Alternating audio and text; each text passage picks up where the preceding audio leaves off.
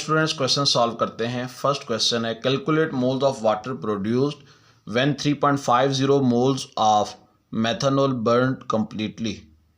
इस क्वेश्चन में देखें, आपको मेथनॉल के मोल्स गिवन हैं और आपने वाटर के मोल्स कैलकुलेट करने हैं। इट मीन्स दैट एक सब्सटेंस के मोल्स गिवन हैं और दूसरे सब्सटेंस के मोल्स कैलकुलेट करने हैं। तो यहाँ पर हम मोल टू मोल कन्वर्जन के थ्रू इस क्वेश्चन को सॉल्व करेंगे। तो सबसे पहले आपने ये देखना है कि क्या इक्वेशन बैलेंस्ड है या नहीं।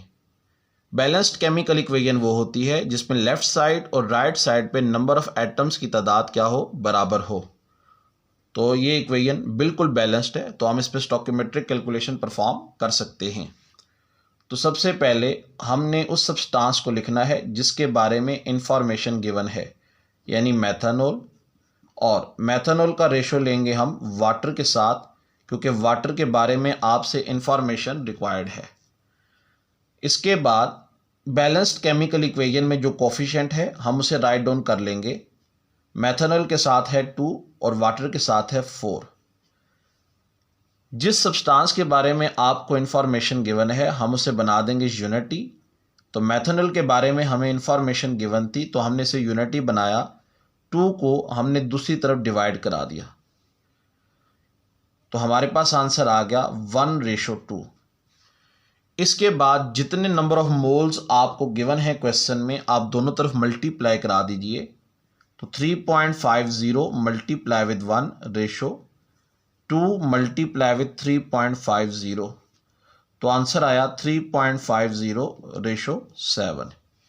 It means that 2 moles of methanol burned completely to produce 4 moles of water and 1 mole of methanol burned completely to produce 2 moles of water.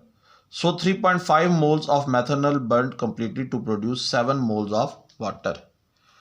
तो हमारा आंसर आ गया, that is 7 moles of water will produce. Calculate moles of oxygen produced by thermal decomposition of 25 gram of KClO3 potassium chlorate.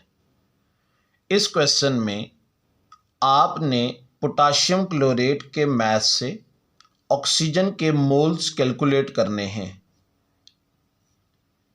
Potassium chlorate का mass given है और oxygen के moles calculate करने हैं। It means that ये question mass to mole conversion की scheme के तहत सॉल्व होगा। तो सबसे पहले आपने पोटाशियम क्लोरेट के मास को इसके नंबर ऑफ मोल्स में कन्वर्ट कर लेना है। तो चले आए सॉल्व करते हैं। सबसे पहले हम लिखेंगे given mass of potassium chlorate that is 25 gram. फिर हम लिखेंगे molar mass of potassium chlorate. जी, मोलर मास कैलकुलेट कीजिए। पोटाशियम का मास होता है 39, क्लोरीन का मास होता है 35.5 और ऑक्सीजन का मास है 16। 16 को 3 से मल्टीप्लाई करा दीजिए, 3 ऑक्सीजन है, तो टोटल हमारे पास सम आएगा 122.5 ग्राम पर मोल। अब हम कैलकुलेट करेंगे number of moles of potassium chlorate. तो फार्मूला होता है given mass divided by molar mass. Given mass है 25 divided by molar mass that is 122.5। Divide कीजिए तो आंसर आएगा 0.204 मोल्स। इसके बाद हम लिखेंगे बैलेंस्ड केमिकल इक्वेशन। ये इक्वेशन हमें क्वेश्चन में गिवन है, तो आंसर में भी आपने एक दफ़ा दोबारा से इस इक्वेशन को रीराइट करना है। तो सब हेडिंग लगा लीजिए बैलेंस्ड केमिकल इक्वेशन। तो बैलेंस्ड केमिकल इक्वेशन है हमारे पास 2 moles of potassium chlorate goes to form 2 moles of potassium chloride plus 3 moles of oxygen. इसके बाद हम हेल्प लेंगे मोल रेशो की। तो मोल रेशो में हम कंपैरिजन करने जा रहे हैं KClO3 का और इसके साथ ऑक्सीजन का। KClO3 के साथ कोफिशिएंट में हमारे पास 2 है और ऑक्सीजन के साथ जो कोफिशिएंट है वो है 3।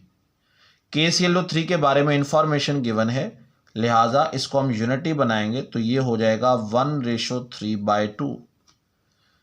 पोटाशियम क्लोरेट के मोल्स गिवन है 0.204, उसको हम मल्टीप्लाई कराएंगे दोनों तरफ, तो ये हो गया 1 मल्टीप्लाई विद 0.204 और ये होगा 3/2 मल्टीप्लाई विद 0.204। मल्टीप्लाई करा दीजिए तो आंसर आएगा हमारे पास 0.204 रेशो 0.306। तो 25 gram of potassium chlorate will decompose to produce